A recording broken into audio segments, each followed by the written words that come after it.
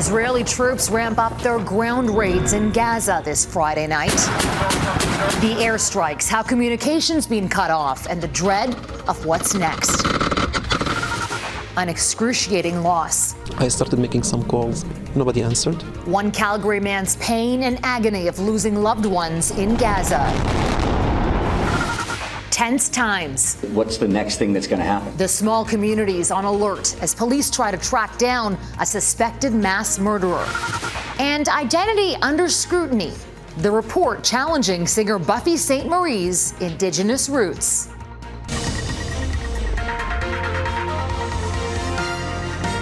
Global National with Farah Nasser. You're watching what may be the only broadcast feed coming out of Gaza tonight, most likely being delivered by satellite, as communication has been cut off to the Strip. Right now, relative calm outside the Nasser Hospital in Khan Yunis, but fears are growing over what the next 24 hours will bring. Good evening. There are significant developments from the Middle East tonight. In the past few hours, the Israeli military has moved closer to a full-on ground invasion of Gaza. בשעות האחרונות הגברנו את התקיפות בעזה. Ground forces are expanding their activity this evening and are acting with great force on all levels, said this Israeli army spokesperson this afternoon. Around the same time, the UN General Assembly passed a non-binding resolution calling for a humanitarian truce with the goal of getting more aid in. Intensified explosions lit up the night sky in Gaza, while internet and phone communications appear to be out in the enclave, isolating millions of Palestinians from the world and from each other. Israel is again urging Palestinians to head to southern Gaza for their own safety, but that's near impossible with no fuel and heavy shelling in the region. International journalists haven't been able to get into Gaza since Israel's war on Hamas. We at Global have been working with local reporters on the ground to show you what's happening there. Daniele Hamamdjian is in Jerusalem and begins our coverage tonight. First, Danielle, have we been able to get in touch with any of our contacts? Farah, practically all means of communication with Gaza have been cut off. No mobile service, no internet. We certainly can't get in touch with local reporters in Gaza we've been working with, local journalists who have been risking their lives to get us the pictures we have been able to show you.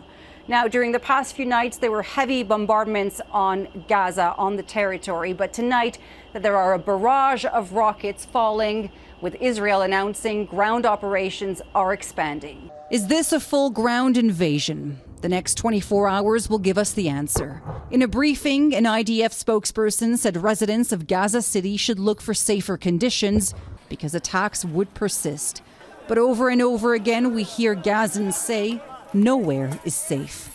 The IDF also made reference to Al-Shifa Hospital, saying Hamas is operating a command and control center underneath the biggest hospital in Gaza. There is no way to verify that claim. It is here in Shifa Hospital where Hamas operates some of its command and control cells. This is where the direct rocket attacks command Hamas forces. In a slick presentation, the IDF claimed once again that Hamas is using the sick and the wounded as human shields. When medical facilities are used for terror purposes, they are liable to lose their protection from attack in accordance with international law. Al-Shifa Hospital, already inundated and critically low on medicine and supplies, continues to receive victims. And just how many people are currently seeking refuge there? Possibly tens of thousands. Important to note, Farah, that Hamas rocket attacks on Israel have not stopped during the Israeli bombing campaign in Gaza.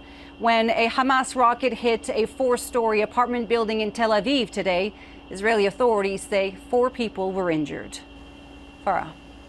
Daniele Hamamdjian in Jerusalem. Thanks for your coverage. Now, before Israel's operation, Gaza's Hamas-controlled health ministry said Israeli airstrikes have killed more than 7,000 people in the past 3 weeks. More than 2 million people are inside the Palestinian enclave, and they're facing conditions that worsen by the day. Very few aid trucks have been allowed in, and the UN is warning that more people will die soon if nothing is done to fully open an aid corridor. And as Redmond Shannon reports, a large majority of UN member states agree. Jihad Kafarna writes messages of love on his wife's shroud. And then he does the same for their stillborn child, both killed in an airstrike on northern Gaza. This is like Hiroshima, says this man. There were 70 or 80 people in this house. Kids are in the rubble. What have they done to anyone? One Canadian stuck in Gaza sent us this message on Thursday night. By the minute, every night, like literally, we put our heads down, not knowing if we'll ever make it till the next day. We're always nervous. The kids are always nervous, and they're very anxious and very scared. For those who have survived the bombings, life is becoming more difficult by the hour. The United Nations says that aid trucks that have been allowed into Gaza represent 2% of the need. What is needed is meaningful and uninterrupted aid flow. And to succeed, we need an humanitarian ceasefire to ensure this aid reaches those in need. With Friday night's bombardment of Gaza, a ceasefire seems a long way off. But simultaneously in New York, a resolution vote at the UN calling for a truce in Gaza and for the release of hostages is adopted. It passed by a margin of 120 to 14, Canada among 45 nations that abstained. There's a lot of work to be done, and I still think that we're a little bit sort of ragged in everybody whistling off to Israel to make a visit as opposed to kind of getting together and finding a collective answer. Canada's UN ambassador Bob Rae abstained because the resolution did not specifically condemn Hamas's killing of 1,400 Israelis on October 7th. The vote is non-binding, but is a strong reminder to Israel and Hamas that much of the world is demanding an immediate ceasefire. Redmond Shannon, Global News, London. Ehud Barak, the former Prime Minister of Israel, was once at the forefront of peace negotiations for the Middle East. Our Mercedes Stevenson spoke with him earlier today before the strikes inside Gaza intensified. Mercedes, did he give you any insight on the strategic issues that Israel's facing right now? Well, there's so much that Israel has to think about here, Farah. Everything from the tactical on the ground of what might succeed to their domestic politics to their international reputation. And I was curious to hear from Ehud Barak what those issues they're navigating are and what the strategic thinking is as they plan for this military escalation. Here's what he told me the 4 top factors are governing Israel's decisions and behavior going forward. There are 4 constraints. One is the hostages, I mentioned it, and it's a very sensitive issue. There is the risk that it will spread to the north, to Hezbollah and Lebanon, probably also Iraqi Shiite militias backed by Iran from the Golan Heights, or probably some dormant cells in the West Bank. And we, of course, are not interested, but it might happen. We should take it into account. The third constraint has to do with the international law. We are committed to the international law, want to minimize the amount of civilians being hit there, and it's a great heavy constraint. And last constraint is the need to make sure we have someone to pass the torch once we ended the first stage, and let's say within 3 or 6 months we end up with eliminating the military capability of Hamas and pushing it out of control in Gaza. We do not plan to stay there for 10 or 20 years, so we have to pass it to someone else, and that's a challenge. So far, obviously, a lot of things to think about there as the Israelis make their plans. Despite all of the venom that has been, seen on both sides of this, Ehud Barak says he still thinks that a 2-state solution is possible. Mercedes Stevenson in Ottawa. Thank you, Mercedes. Those with relatives in Gaza are watching the situation with anxious horror. All they can do is hope their families are safe. But as Heather Yourex-West reports, a Calgary resident has received the news he most feared. This was my mom. His face pale with grief, Tamer Jarada can only stare at images of what were once loving parents, vibrant sisters.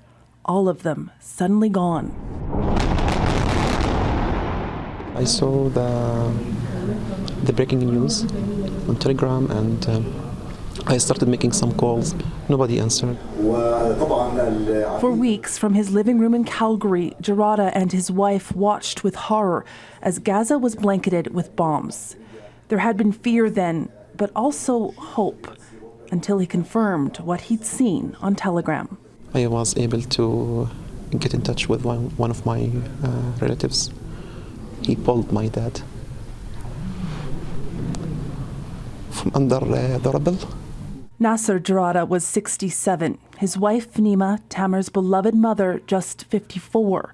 They died alongside 15 other family members, including their daughter, Nisreen, who was set to get married next month, and Hanin, a mother to 2 children, 6 and 8 years old.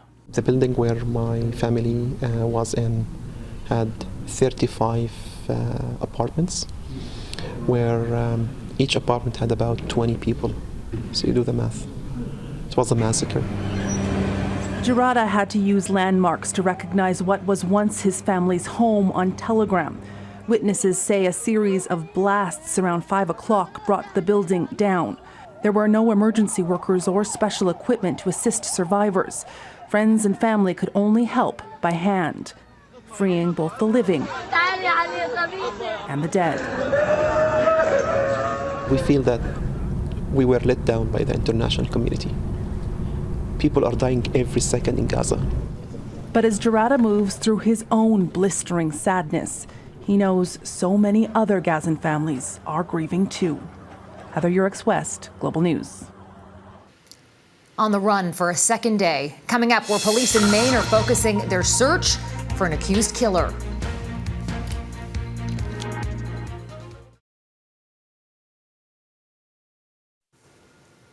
In the U.S., the manhunt for a mass shooter has ramped up in Maine, days after he gunned down 18 people in the city of Lewiston. There are more details coming out of those lives taken on Wednesday night at a bowling alley and at a restaurant. Among them, 36-year-old Joshua Seal, who was killed while taking part in a cornhole tournament for deaf athletes.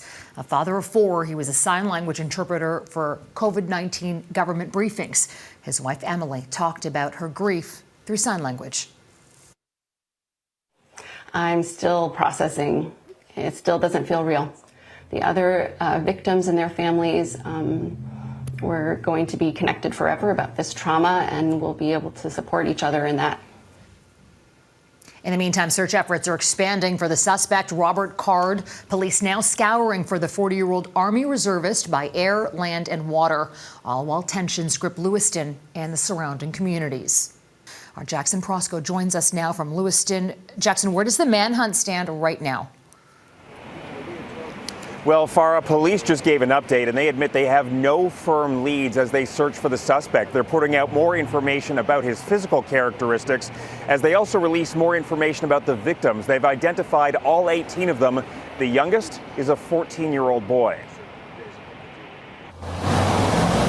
Police speed away from one search location and swarm a farm near the town of Lisbon. With guns drawn, they push people back after receiving a tip linked to the search for suspected mass shooter Robert Card. We were watching the helicopter and it kept getting closer and closer, and we heard a gunshot. The community is on edge. This Canadian farm worker says the suspected gunshot sent him running into a metal shipping container where he hid with other employees. We actually took cover for a few minutes and then they pulled in a few minutes later. Eventually, police give the all clear and move on. Just as they did Thursday night, when a tip brought investigators back to Card's rural home. They found a note from the suspect, but no sign of him. There's no question in my mind that we will bring this individual into custody one way or the other. Police say they're focused on several search locations, including a river where divers are scouring the water. I think that every minute that this goes on, we're more and more concerned, because what's the next thing that's going to happen? Yet questions linger about whether Card, with his history of mental health problems and previous threats of gun violence, should have had access to weapons in the first place. And it happened. He went and did what he said he was going to do. It doesn't make any sense why that wasn't addressed before the fact that it was actually capable of happening. Tonight, local police are lifting the stay-at-home order despite no firm leads on the suspect. But that is a huge relief to this community, which has been locked down for days. One of the impacts of that, Farah, is that the community has not been able to come together and grieve and mourn or hold any kind of vigil.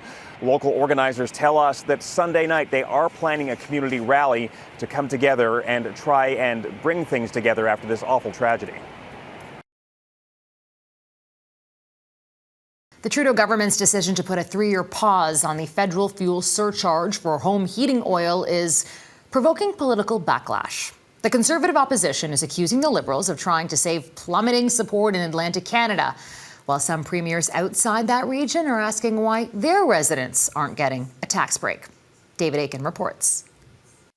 It is an extraordinary team I have behind me. It was the Atlantic Canadian MPs behind the Prime Minister who had been pushing for the so-called pause on the home heating oil carbon tax.